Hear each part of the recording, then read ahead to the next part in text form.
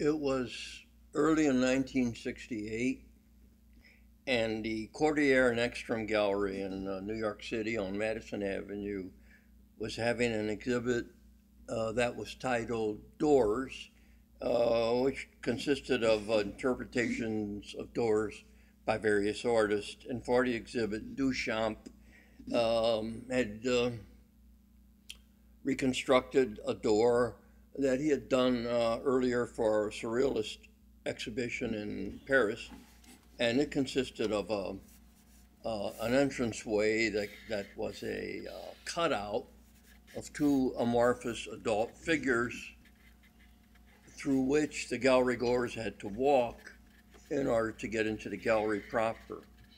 And on this evening, Duchamp was seated in Mickey's office. Mickey was Ekstrom's secretary, and I think Duchamp preferred being there rather than in the gallery with the opening crowd. And he was reading a newspaper and smoking a Cuban cigar. I can't imagine how he managed to get them, but he did. And I was at a work table framing an edition from the large glass, otherwise known as the Bride Strip Bearer by her bachelors even. The section was lower left-hand corner. The bachelors are the nine Malic modes, as they're also known.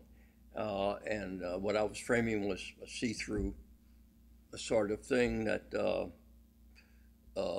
reflected the quality of the large glass, which was also see-through. In any case, at some point, Mickey walked in and she said to Duchamp, Mr. Duchamp, Andy Warhol is outside and he'd like to come in and meet you. And Duchamp nodded yes, and she left and came back in with Andy Warhol, and they walked up to the desk and she said, Mr. Duchamp, this is Andy Warhol, and she left.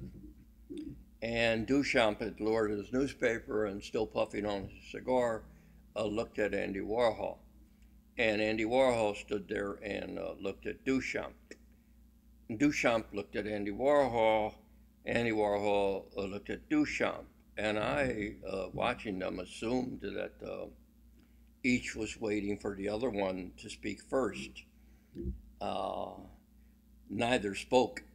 In any case, after about 30 seconds or so, Warhol said, well, Mr. Duchamp, it's been nice meeting you. And he turned and left.